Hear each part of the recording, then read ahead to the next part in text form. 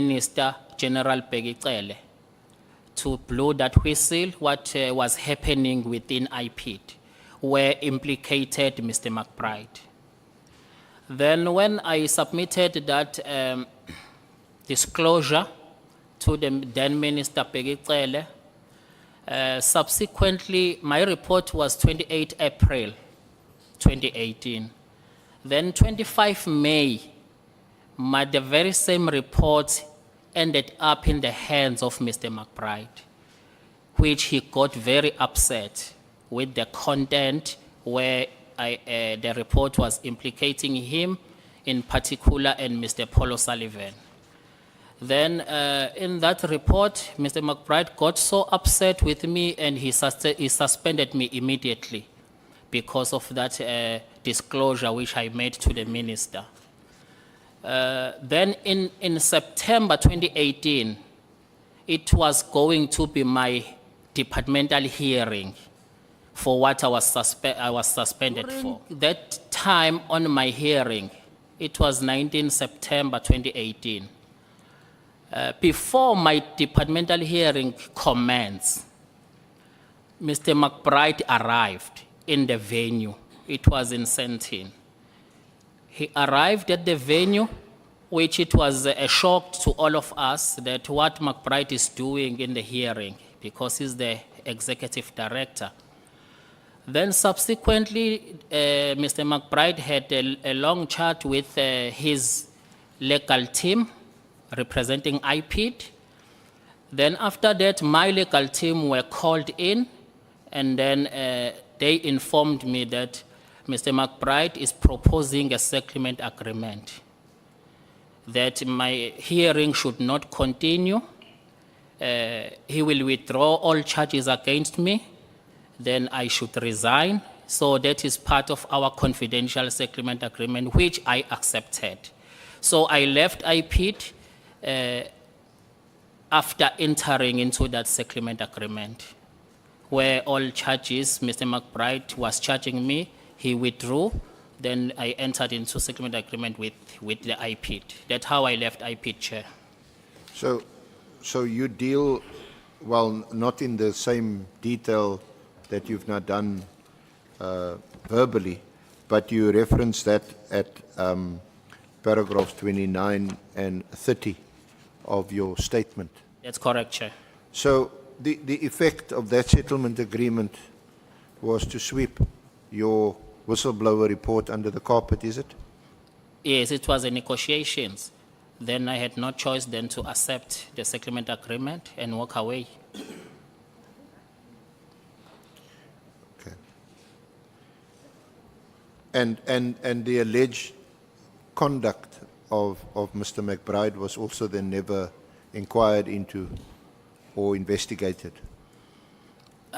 Subsequently to that, Chair, the former Minister Bheki Cele, subsequently he used my report as one of his reasons not to renew the contract of Mr. McBride. So my report was dealt with in the Portfolio Committee of Police, where they were deliberating the renewal of the contract of Mr. McBride. So my report was used in those deliberations why the contract of Mr. McBride is not going to be renewed. And it was also referred to the National Assembly, where they have to have a determination whether the contract of Mr. McBride should be renewed. So my report was used in that process, hence Mr. McBride hates me with passion as we speak. And Mr. Paul O'Sullivan. Thank you, Chair. So that submission is not quite correct, that the effect of the settlement was to sweep your complaint about him under the carpet. It was subsequently used here in Parliament. No, it's not correct. It was thoroughly ventilated, which consequently his contract was not renewed because of that report.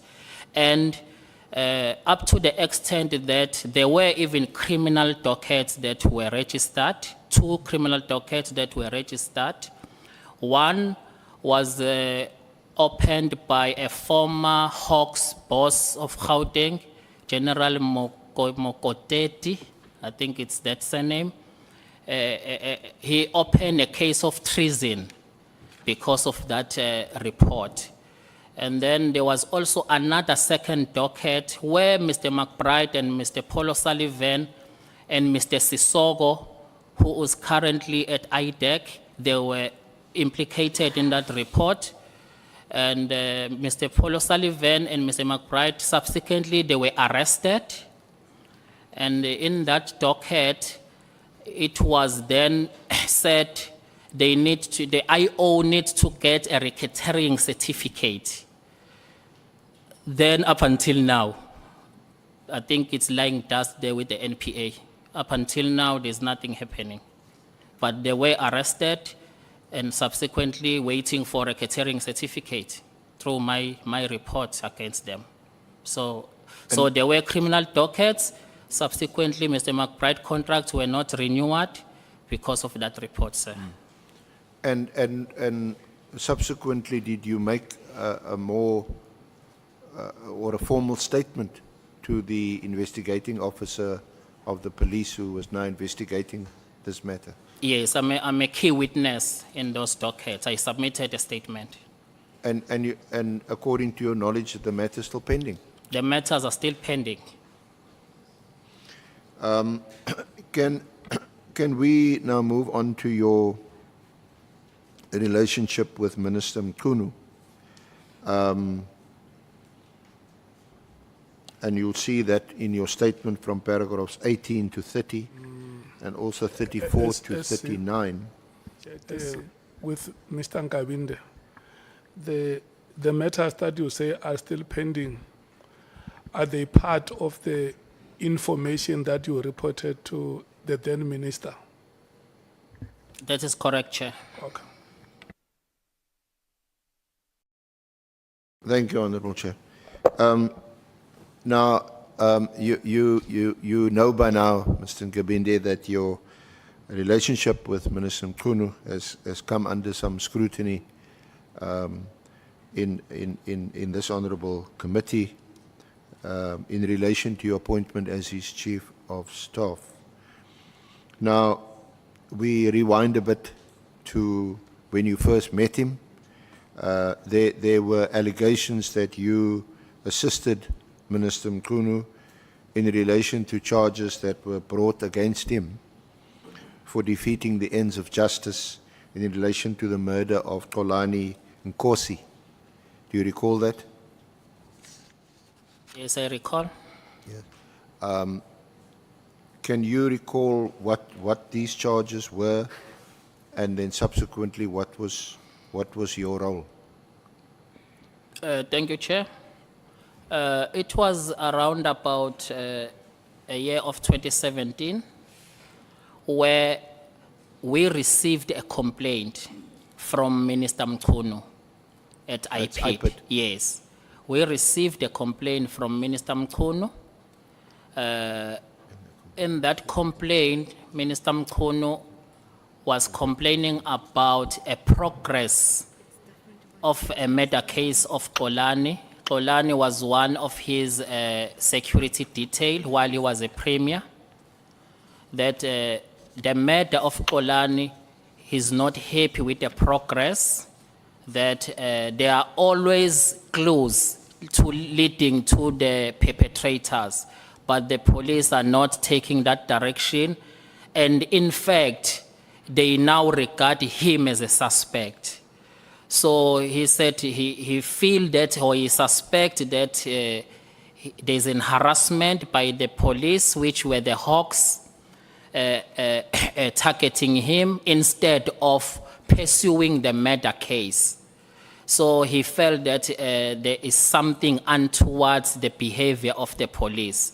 Hence, he reported it in the ICD, since ICD were responsible for a conduct against the police. So that is a complaint we've received in IPID. That's how I got to know, but I will explain further until we got to him, we interviewed him and so forth, Chair. The complaint from Minister Nkunu, at that time he was no longer the Premier of KZN and That's- didn't hold any particular office. That's correct, Chair. And that is at CMN 2.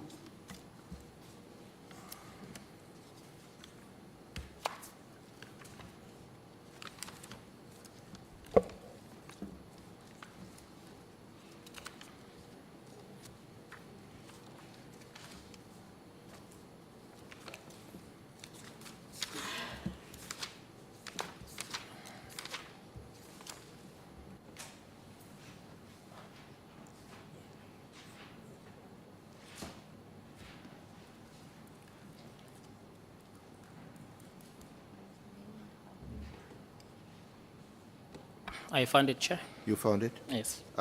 So, Mr. Nkabinde, we're not going to go through the whole complaint, but you'll see in the first paragraph, Mr. Kolani Kunkosi was shot dead in the evening of 17 July 2015 at Dumusani Mackay village, also known as Mshlatuzi village in Mpangeni in KZN.